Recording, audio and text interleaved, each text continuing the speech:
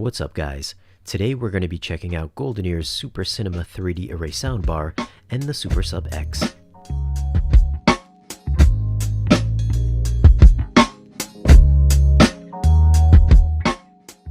Before we get into the video, if you're new to the channel and love audio and video gear and new movies, consider tapping that subscribe button for new weekly videos.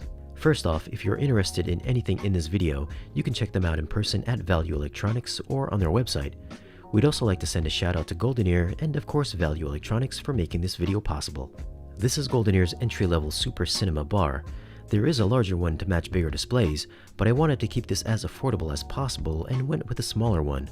The SuperCinema 3D Array X is a passive soundbar, which means it will need to be hooked up to a receiver or amplifier. It retails for $10.99 and the SuperSub X retails for $13.75. Taking a closer look at each one, the soundbar measures 49 inches wide by 4 3/4 inches high by 2 7/8 inches deep, and it weighs 17 pounds. This would match very nicely with a 55-inch television. Quality-wise, this is one of the nicest built soundbars I've had the chance to check out. The housing is made from extruded aluminum, unlike most other soundbars that are made from plastic. The front baffle houses 3 high-velocity folded ribbon tweeters and 3 4.5-inch mid-bass drivers with a frequency response down to 80 Hz. There's a second set of drivers for a total of 6 that are used to cancel out crosstalk between the left and right channels. They're calling it their 3D array technology. Since the left and right speakers are so close together, sound from one channel can cross over to the other one. 3D array technology will cancel out the crosstalk distortion and give you sound that performs almost like having separate speakers. Around back, you'll find 3 sets of gold-plated binding posts for all 3 channels. There's also threaded inserts and keyhole slots if you want to mount the soundbar on your wall. If you want to stand the soundbar up, there are rear supports included as well.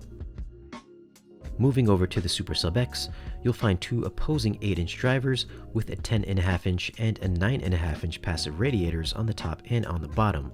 And this whole thing measures 14 inches wide by 12 3/4 inches high by 13 1/4 inches deep, and it weighs 40 pounds. It's a very small, very stout, dense little subwoofer. It's got a frequency response of 12 Hz to 250 Hz, and it's powered by a 1400 watt Class D amplifier. Around back is an LFE switch if you want to use your processor's crossover. There's variable crossover, volume knob, and RCA inputs. For setup, I'll be hooking this up to a Marantz receiver and an LG HU85 ultra short throw projector. The soundbar will be mounted between the screen and the projector. First thing I was listening for was how good the separation was with the 3D technology. Most other soundbars I've listened to were mostly centrally focused. I popped in Joker on 4K Blu-rays since the film has an amazingly detailed musical score. My first thought was, yes, it sounds big. The soundstage was about as wide as my 100-inch screen. It's definitely improvement over the built-in soundbar on the LG projector. There was an appreciable amount of channel separation between the left and right side, although I still don't think it comes close to having actual separate speakers. I do, however, think it's as good as the Samsung and LG flagship soundbars. Obviously, there's no up-firing Atmos speakers, but that's something I don't mind since they aren't all that great anyways. I felt not having up-firing speakers on the GoldenEar kept sound separation clean and unobscured. I thought musical instruments hovered nicely at ear level and sometimes would float further to the sides. I found the center channel had a good amount of presence and wasn't thin-sounding in any way. The folded ribbon tweeters, which I'm a fan of, was delicate sounding and non-fatiguing or ear-piercing at louder levels. I'd say the soundbar has a warm tone. I forgot to mention that I'm listening to the soundbar alone without the subwoofer active, so I can hear better what the bar can do by itself. Next movie I dropped in was Midway. Now, where I found that the Joker was about the same width as my screen, Midway during the action scenes would, a lot of the time, spread well out to the left and right sides of my listening space. The planes would start off in the front and seem to disappear about 6 feet away from the soundbar. This was the kind of effect that you hear with soundbars with side-mounted drivers. The GoldenEar is just doing it by itself with forward-facing ones.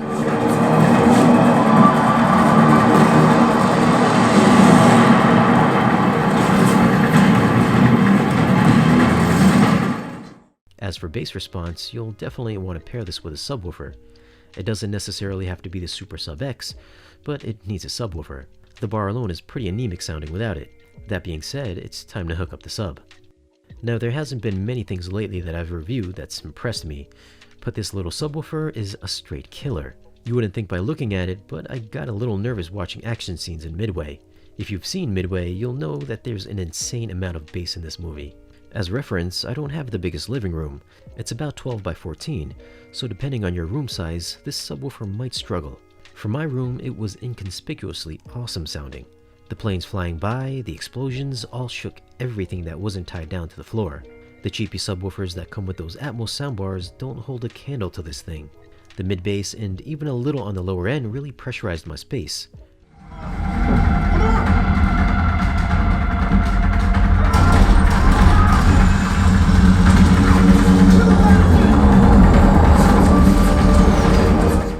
The intro to Blade Runner 2049 with typical soundbar subwoofers would start giving up. The SuperSub X, it can hang in there with subs much bigger.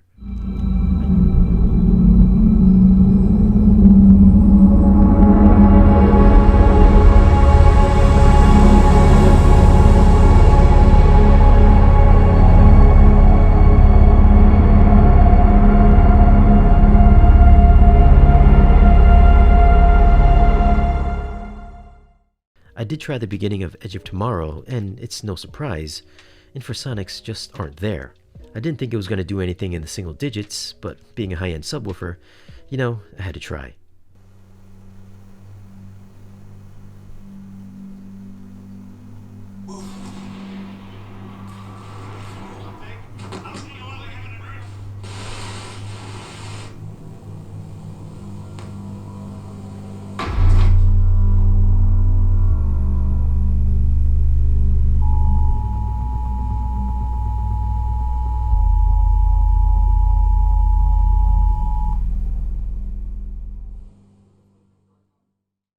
Now, to be fair, I might be making this sound like it's gonna blow you out of the room.